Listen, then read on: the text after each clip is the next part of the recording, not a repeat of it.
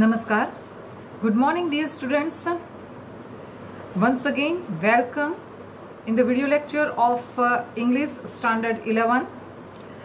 Let's go ahead in the journey of brave girl Arunima.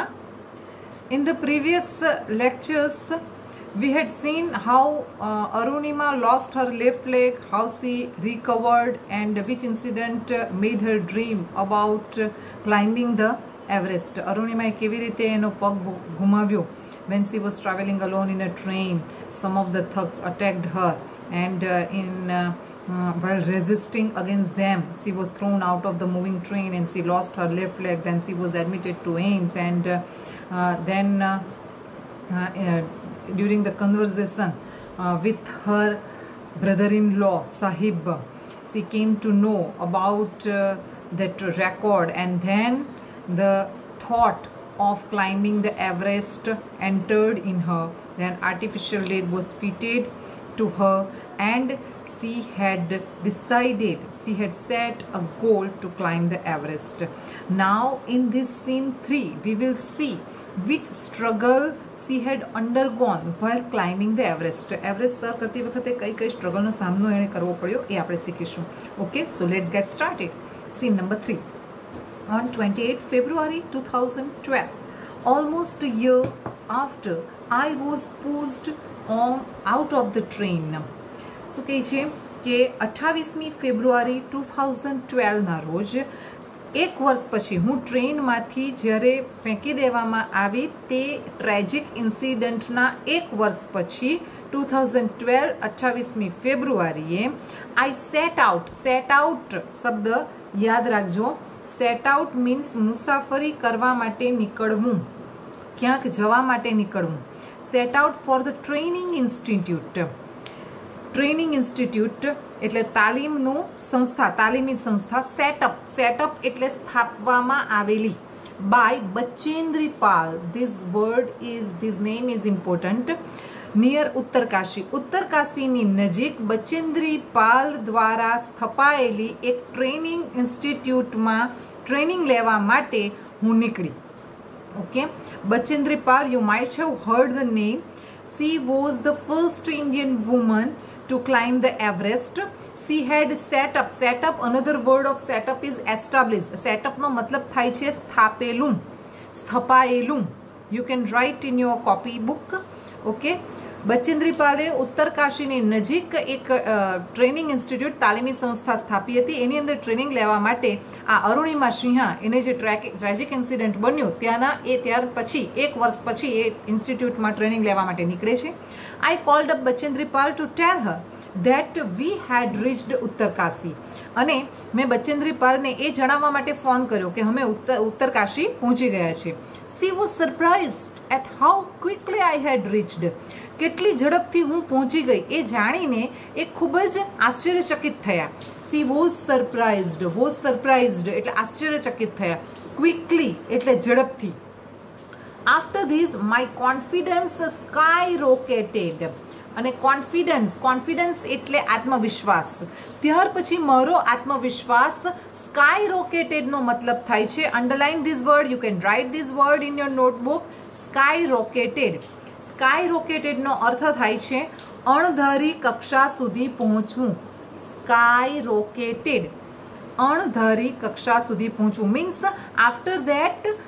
after I met Bachendri Pal, my confidence increased. Bachendri પાલને મળ્યા પછી, Uttarkashi training ઇન્સ્ટિટ્યૂટમાં જોડાયા બાદ મારો કોન્ફિડન્સ, મારો આત્મવિશ્વાસ ખૂબ વધ્યો. Bachendri Pal pumped fresh confidence in me. ખૂબ સરસ સેન્ટેન્સ છે. બચેન્દ્રી પાલ મારામાં ફ્રેશ, તાજો આત્મવિશ્વાસ ભરતા means she gave me confidence. Bachendri Pal મને કોન્ફિડન્સ આપતા, મને આત્મવિશ્વાસ આપતા. અરુણિમા, વોટ ડીડ શી સે? શું કહીને બચેન્દ્રી પાલ એને એપ્રિશિએટ કરતા, એને મોટિવેટ કરતા? Arunima, you are far better than others. શું કહે છે? Arunima, you are far better than, બીજા કરતા તો તું ઘણી સારી છે.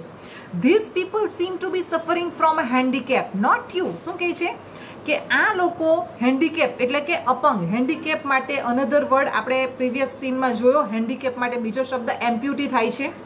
Okay, underline this word and write the similar meaning. Amputee, apang. બીજા લોકો અપંગ હોય એવું લાગે છે. Note you. I am proud of you. મને તારા ઉપર ગર્વ છે. I am proud of you. To be proud of you. Okay, proud પછી ઓફ આવે છે અને પ્રાઉડની આગળ ટુ બીના રૂપ આવે જ. આ આપણે યાદ રાખીશું.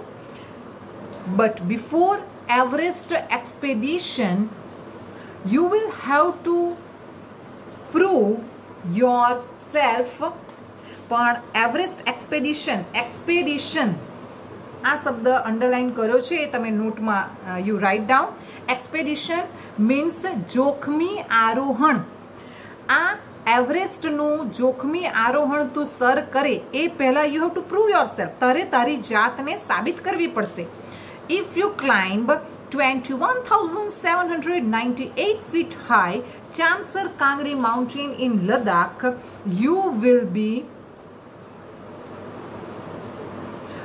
on your way to Everest. કેવી રીતે પ્રૂવ કરવાનું કહ્યું? બચેન્દ્રી પાલે અરુણિમા સિંહને કહ્યું કે જો તું આ ચામસર કાંગરી માઉન્ટેન જે લદ્દાખમાં આવ્યું છે ત્યાંનું 21,798 ફીટ હાઈટ સુધી તું જો ઊંચાઈ એ સર કરી શકે, ચઢી શકે, then I am sure that you will be on your way to Everest. તો તું એવરેસ્ટ સર કરી શકે. ઓકે, સૌથી પહેલાં તો તારે 21,798 ફીટની ઊંચાઈ સુધી પહોંચીને you have to prove your self. આ ટાસ્ક બચેન્દ્રી પાલે અરુણિમા સિંહને આપ્યું. Okay, let's see what happen next. I successfully completed that expedition. Again, expedition શબ્દ આવ્યો. એક્સપેડિશન એટલે જોખમી આરોહણ, અને એ જોખમી આરોહણ ખૂબ સફળતાપૂર્વક અરુણિમા સિંહાએ કમ્પ્લીટ કર્યું. મીન્સ 21,798 ચામસર કાંગડી માઉન્ટેન સુધી એ પહોંચી ગઈ. By the time we reached the base camp situated at 18,000 feet, 16 of the 19 members of the team had retired. શું કહે છે કે અમે 18,000 ફીટની ઊંચાઈ સુધી પહોંચ્યા ત્યાં સુધીમાં તો અમારા 19 મેમ્બર્સમાંથી 16 જેટલા મેમ્બર જે છે એ તો રિટાયર્ડ થઈ ગયા. મીન્સ ત્યાંથી અમારા ગ્રુપમાંથી છૂટા પડી ગયા હતા. અહીં રિટાયર્ડનો અર્થ છૂટા પડી ગયા હતા એવો કરવાનો. Means many of them had given up. Okay, 18,000 ફૂટની ઊંચાઈ સુધી પહોંચ્યા ત્યાં સુધીમાં તો 19માંથી 16 જેટલા મેમ્બર જે છે એ છૂટા પડી ગયા હતા. Only some of them could reach. Bachendri Pal greeted me at the base camp. Base camp એટલે છાવણી. બેઝ કેમ્પ એટલે પર્વતારોહણમાં બેઝ કેમ્પનો meaning if you want to write you can write down. Base camp એટલે પર્વતારોહણમાં આગળનું ચઢાણ કરતા પહેલા આવતો એક પડાવ. બેઝ કેમ્પનો મતલબ, ફરીથી હું ગુજરાતીમાં બોલું છું, પર્વતારોહણ જ્યારે માઉન્ટેનિયરિંગ કરીએ ત્યારે આગળનું ચઢાણ કરતા પહેલા જે પડાવ આવે તે, કે જ્યાં they can rest, વિશ્રામ કરી શકે અને જરૂરી આગળના ચઢાણ માટેની તૈયારી કરી શકે. છાવણી આપણે સાદો મતલબ કરીએ. અમે બેઝ કેમ્પ પહોંચ્યા ત્યાં સુધીમાં yes 16 members had retired. Bachendri Pal greeted me at base camp. base camp માં બચેન્દ્રી પાલે મારું અભિવાદન કર્યું. greeted એટલે અભિવાદન. શું કહીને અભિવાદન કર્યું? મેરી શેરની, she said, and took me in her warm embrace.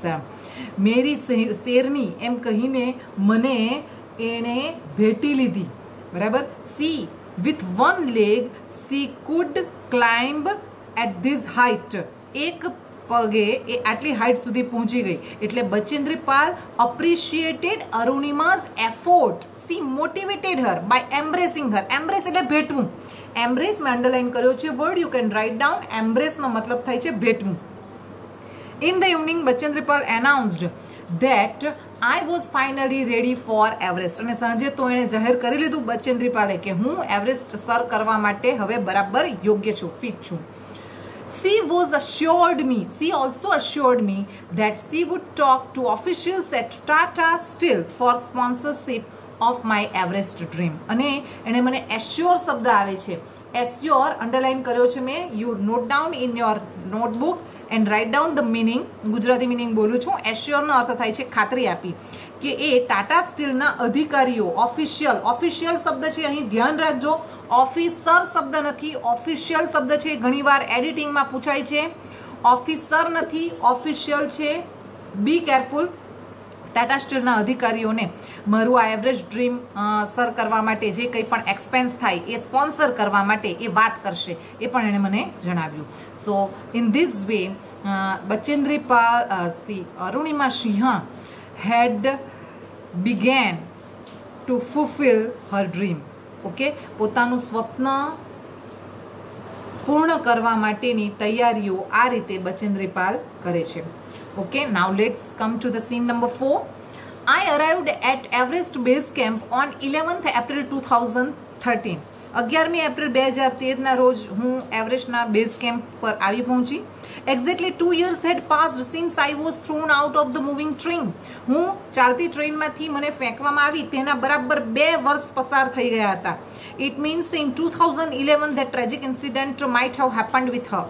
At the camp, nobody seemed to know that I had an artificial leg. કેમ્પમાં એના ગ્રુપમાં જે હતા એમાંથી કોઈને પણ ખબર નહોતી કે મને આર્ટિફિશિયલ એટલે કે કૃત્રિમ પગ હતો.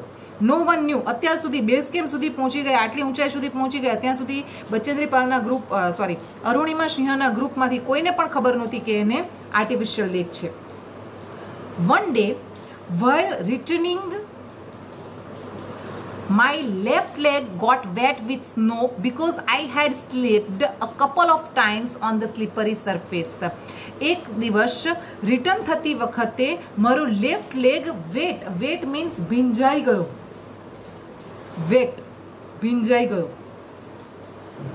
ઓકે, બીકોઝ કેમ ભીંજાઈ ગયો? I had slipped a couple of times. 2 વાર. સ્લીપરી એટલે ચીકણી, સરફેસ એટલે સપાટી, લપસણી સપાટી ઉપર 2 વાર હું સ્લીપ થઈ ગઈ, લપસી ગઈ, એટલે મારો લેફ્ટ લેગ જે છે એ ભીંજાઈ ગયો.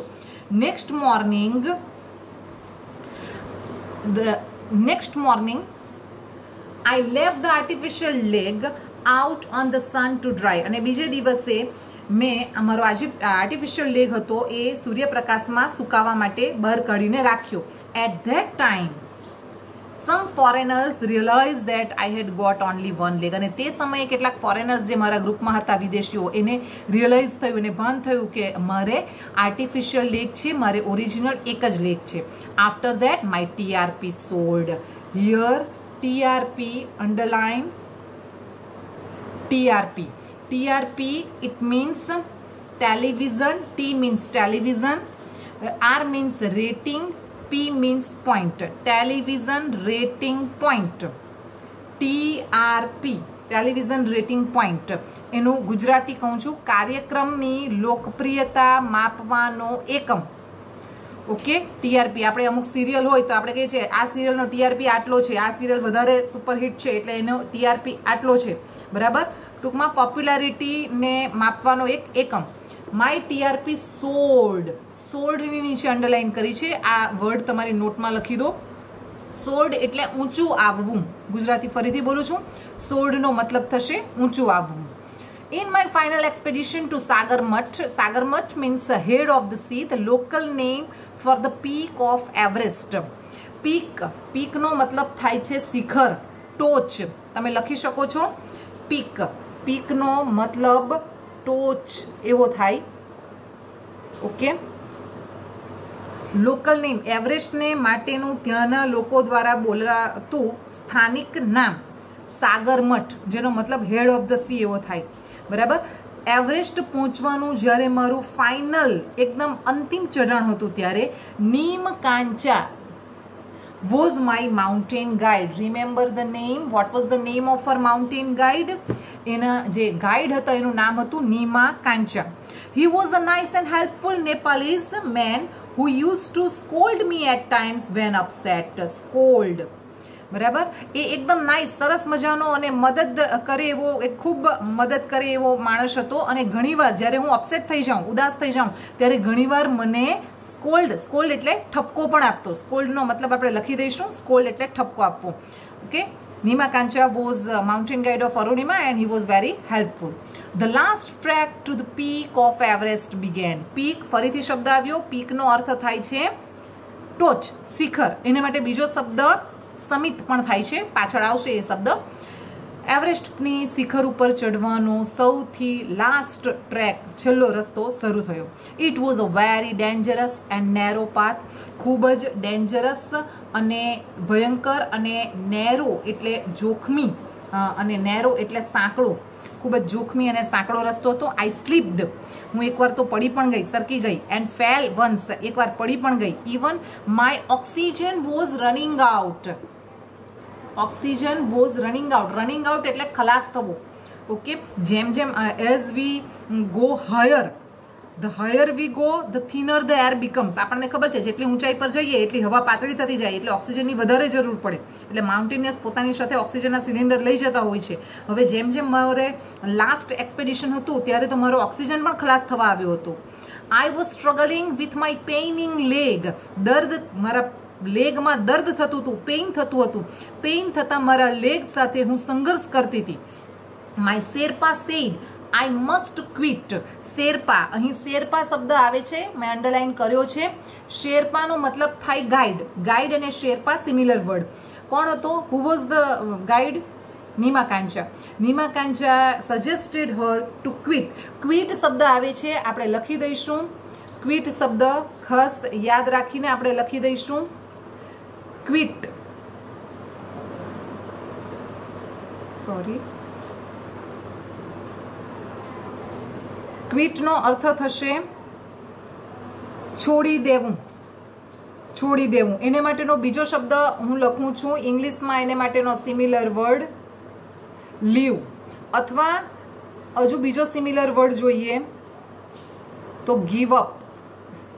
છોડી દેવું. ક્વિટને માટે 3 શબ્દ: leave,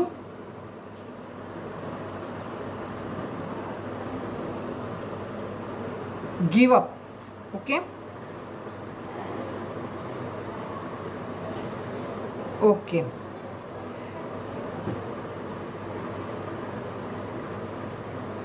Yes. Then what happened? But I knew that there was no going back. Even that guide also suggested her to quit. છેલ્લે છેલ્લે ખૂબ તકલીફ પડતી હતી. She had undergone a lot of struggle. Her leg was paining. ગાઈડે પણ કહ્યું કે હવે અહીંથી છોડી દો તમારો એફોર્ટ. છતાં પણ એને ખબર હતી કે હવે પીછેહટ કરવી નથી, શક્ય જ નથી. I pushed forward. I pushed forward.